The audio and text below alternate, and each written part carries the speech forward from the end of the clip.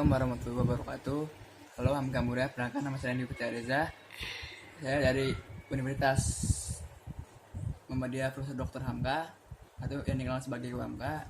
Saya dari Fakultas Ilmu Sosial dan Ilmu Politik dan program studi Ilmu Sosial semester 2. Ini ingin menjelaskan tentang lingkup teori komunikasi SMCR. Simak ulasannya. 1. Menjelaskan konsep komunikasi SMCR. Penemu model SMCR ini adalah David Berloka, salah satu mahasiswa generasi pertama di program Doktor Komunikasi di bawah pembimbingan Wibur Scrum di Illinois. Berlo yang lahir pada tahun 1929 ini juga dikenal sebagai penemu program komunikasi di Universitas Michigan yang banyak melahirkan doktor komunikasi. Model komunikasi Berlo berasal dari ilmu-ilmu dan teori Aristoteles. Berlo mengikuti dan mengembangkan model komunikasinya berdasarkan model komunikasi Shannon dan Weber yang dicetuskan pada tahun 1949. Model komunikasi Berlo merupakan model yang menggambarkan proses komunikasi. Melalui model komunikasinya, Berlo menggambarkan faktor-faktor yang mempengaruhi setiap elemen yang dimiliki individu dalam proses komunikasi guna membuat komunikasi menjadi lebih efisien. Model komunikasi ini juga menekankan pada proses encoding dan decoding yang terjadi sebelum sumber atau source atau sender mengirim pesan dan sebelum penerima pesan atau receiver menerima pesan. 2. Menjelaskan apa itu teori komunikasi model SMCR. Model komunikasi David K. Berlo terdapat unsur-unsur utama komunikasi yang dikenal dengan SMCR, yaitu Source, Channel, Message, and Receiver. Di samping itu terdapat juga 3 unsur lain, yaitu feedback, tanggapan baik, efek, dan lingkungan. Setiap unsur ini akan saling bergantung satu sama lain dan memiliki peranan penting dalam membangun proses komunikasi.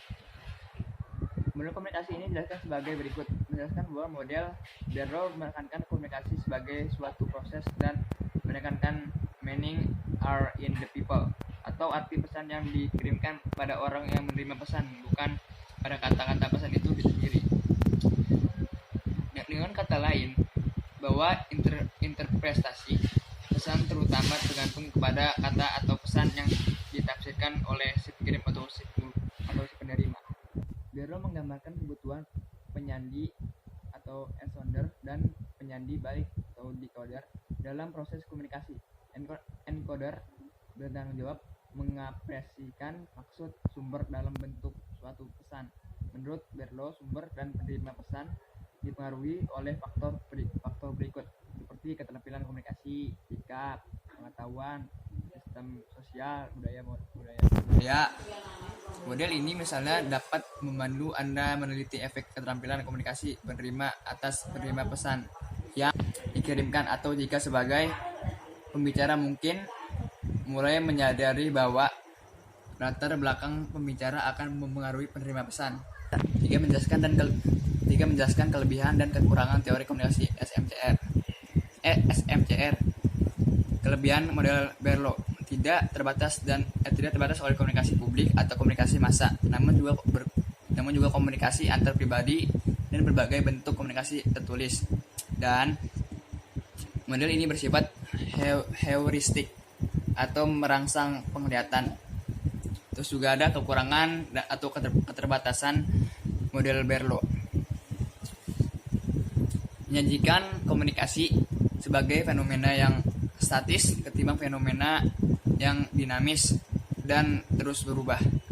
Dalam model Berlo yang dimaksud dengan receiver adalah penerimaan pesan, yakni orang-orang dalam komunikasi tatap muka atau khayalan pembaca, pendengar, atau penonton dalam komunikasi tersebut. 4. Menjelaskan manfaat mempelajari teori komunikasi SMCR. 1. Memahami akan model komunikasi Berlo. 2. Memahami konsep model komunikasi Berlo. 3. Memahami berbagai elemen dalam model komunikasi Berlo. 4. memahami berbagai kritik terhadap model komunikasi Berlo. Nah, teman-teman, itu tadi merupakan penjelasan ringkas mengenai lingkup dari teori komunikasi model SMCR. Tidak ada kekurangan, saya mohon maaf kepada kalian. Semoga dapat menambah wawasan ilmu untuk saya dan khusus untuk teman-teman semua. Terima kasih. Assalamualaikum warahmatullahi wabarakatuh.